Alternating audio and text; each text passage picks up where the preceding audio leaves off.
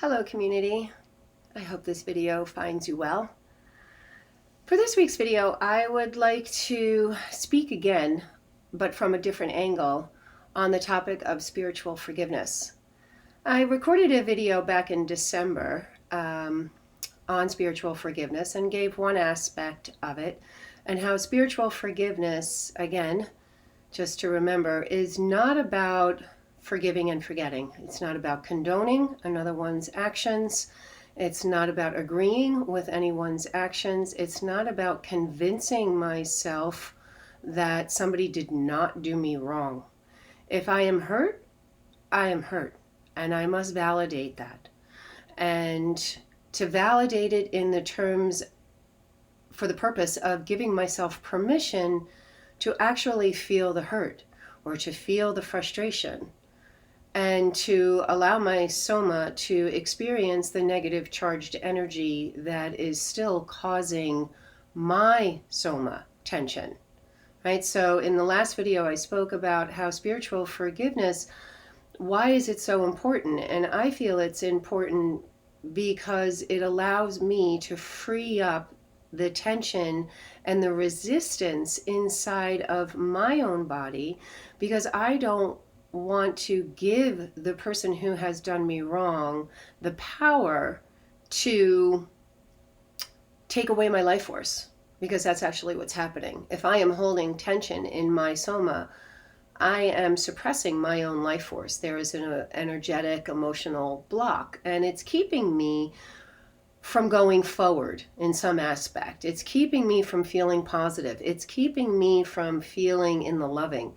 And really, it's keeping me from receiving the universal love vibration that is always there. Right? So I'm holding on to something in my body, and that is not allowing me to be that vessel to receive the universal energy. But another aspect of forgiveness is sometimes we do all of that, but yet our mind just still cannot release its self-righteous position. Right? We know all these spiritual things, and we know it's not good for us, and yet we still cannot allow that self-righteous position of the ego mind to let down its guard. And I find when I am there, an inner dialogue that I will have with myself is I find a place within myself where I may have a place of immaturity or limitation. Doesn't have to be the same immaturity or limitation as the person who has done me wrong. It's not like a tit for tat or a competition of any sort, because again, that would be the ego mind.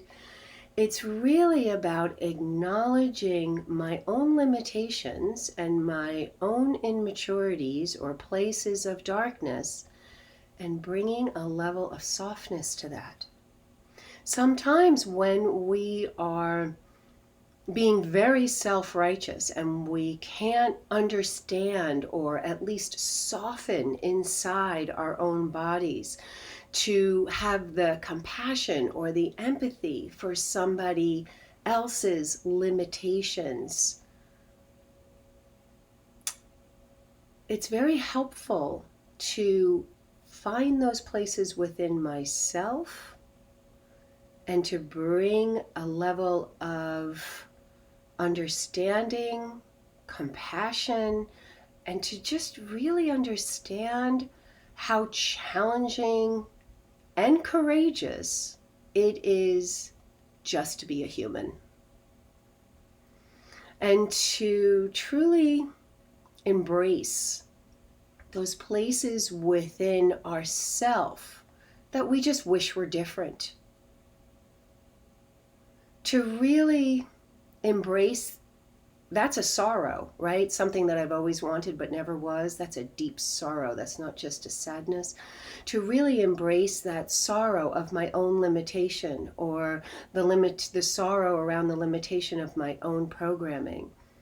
And to just go a little easier on ourselves This practice of an internal dialogue has, and this angle of looking at forgiveness in this way has helped me release my self-righteous position of my own ego mind that I may have towards others, like when I am impatient towards somebody or when I have a level of frustration towards somebody.